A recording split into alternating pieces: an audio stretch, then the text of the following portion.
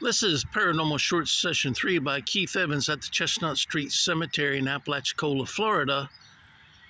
Today is the 29th of January 2025. It is a Wednesday.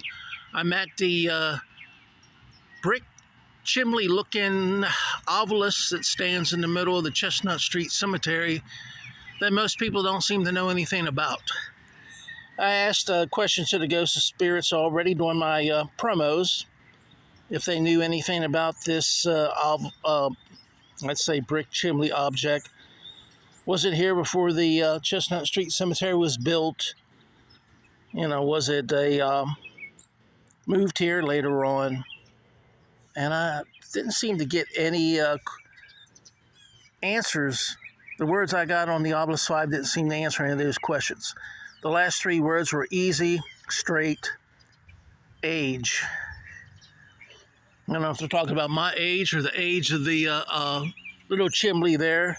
And before that, I got words like drink. I can't remember the other 2, but I think I got 6 so far. So I don't think any of those words are really responding to my question. Well, one might. I do remember cannot. I got C-A-N-N-O-T. So maybe they cannot talk about it. I don't know why not, but they certainly did choose the word cannot. Maybe because they don't know anything about it, or maybe they just don't want to talk. I don't know. But that's why we do paranormal research, to find out information, get the opinion of the ghosts and spirits. Now, from a ghost and spirits opinion, if this chimney type object made out of brick, kind of pyramid shape at the top, obelisk type shape, if this was removed, would you be concerned about that?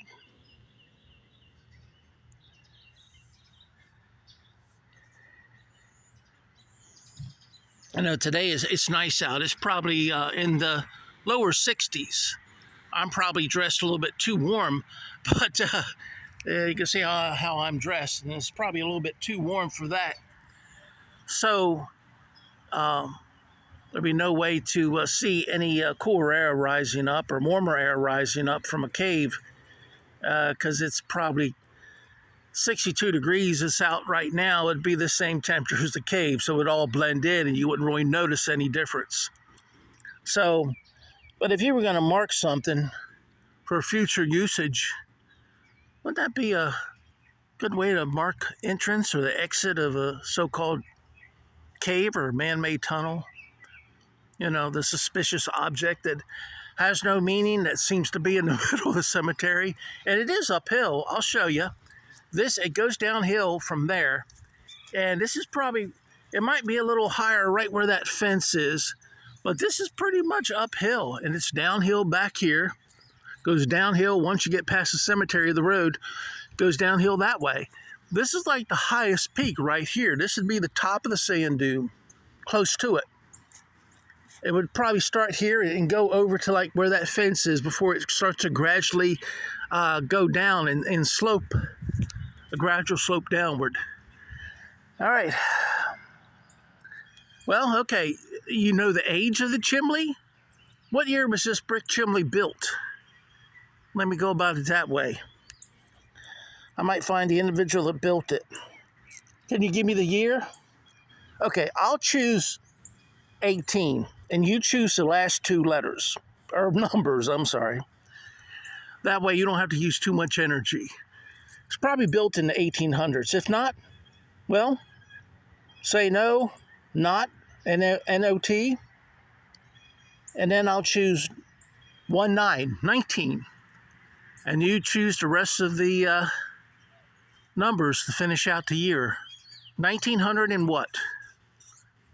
Should I guess?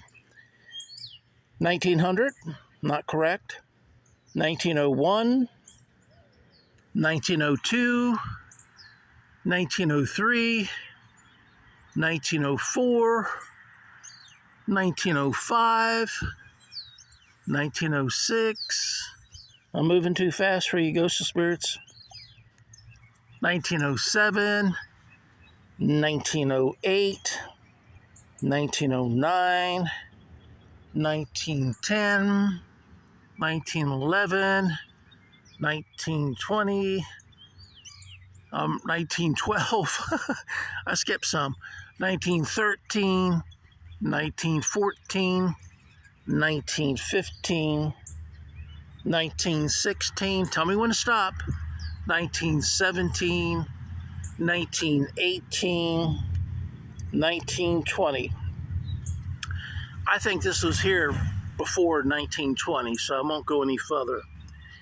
If it's not any of those years, I would imagine it would have been built in the 1880s. It just looks to be that type of design.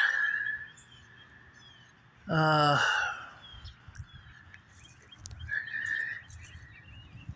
noticed in other towns the same period. I'm getting some words now. Noise, N-O-S-E, and is it sold or cold? Solid. After age, A-G-E was noise, N-O-S-E, and solid, S-O-L-I-D. So you think I'm a lot of noise and it's solid. Well, if it was a chimney, it'd be an opening at the top, but I'm not that tall to be able to see the opening at the top. And maybe he's telling me it's not a chimney if it's solid. Continue. Very. Got two more words. After solid, continued, C-O-N-T-I-N-U-E-D, and very. Continue, very. So I'm on the right track. Continue, very. I'm very right to say that it's not a chimney and that it's solid. Is this something like a time capsule built on the inside that's been lost to time that everyone forgot about? Am I right about that? Am I right about a marker for a cave or a tunnel, entrance or exit? Well, it seems like I'm right about it being solid and not being a chimney. So, all right, what I was getting ready to tell you is, one, you see this brick here, then there's like a lip here, and a lip here. So it's like three layers of brick coming out from the center. And that was usually a style that was used back in between the 1860s and the 1880s. So there may have been a house here or some type of log cabin that had a, I don't know, fireplace or chimney, and they might have bricked it up. I guess they could do that, or dropping bricks or something from the top, or maybe filling it with cement if they wanted it to stand as a symbol and keep it. But why bother if it was a chimney and the ghost of spirit's saying it isn't a chimney, but it's built in that same chimney style?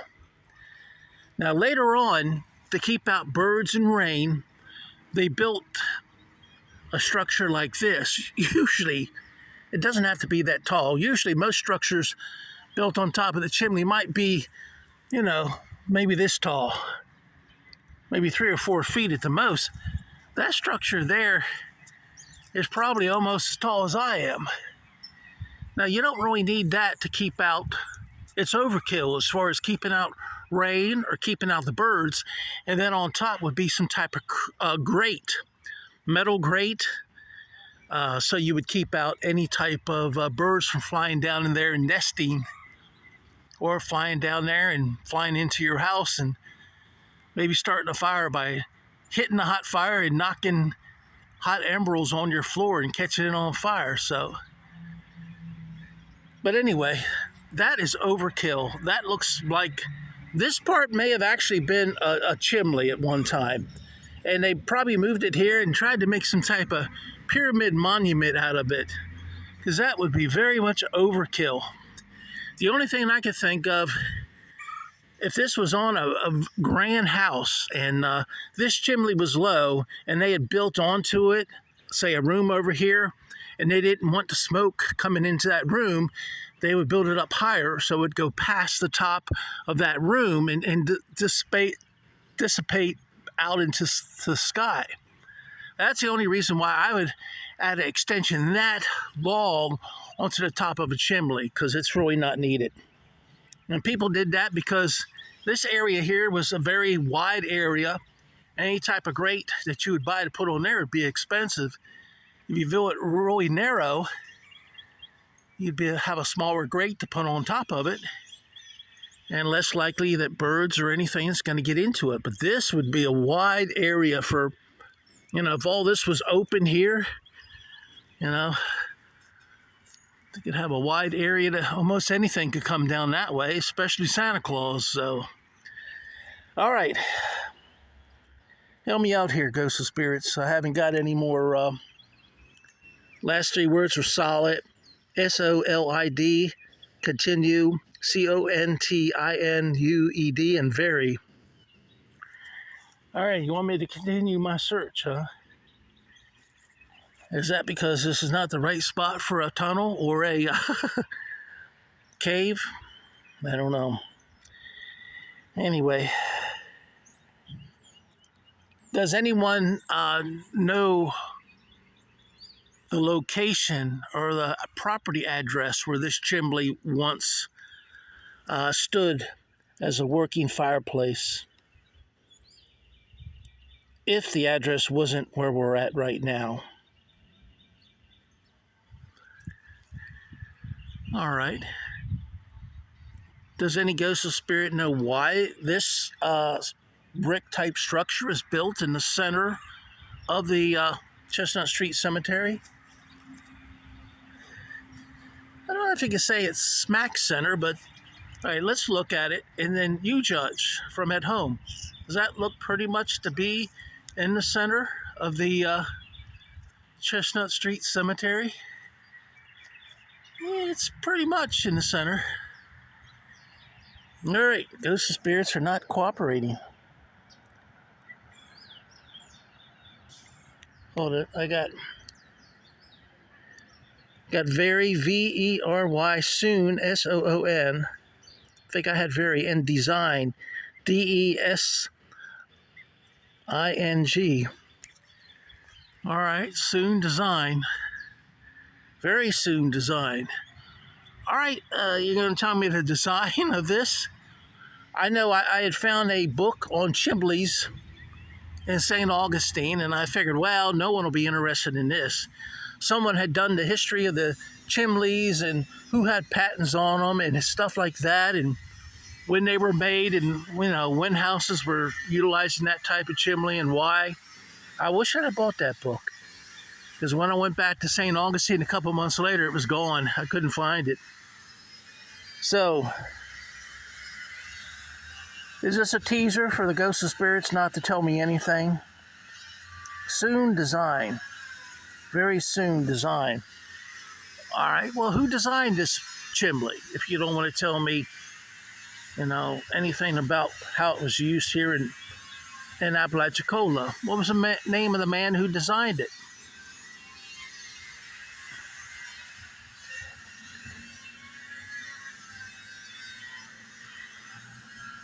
Well, last name, if you're running low on energy, how about initials? I'd have to find an old book to figure out who actually designed it, whether what you're saying is true or not. So, all right. What was the property owner who actually used this chimney as a fireplace? What was his name or her name?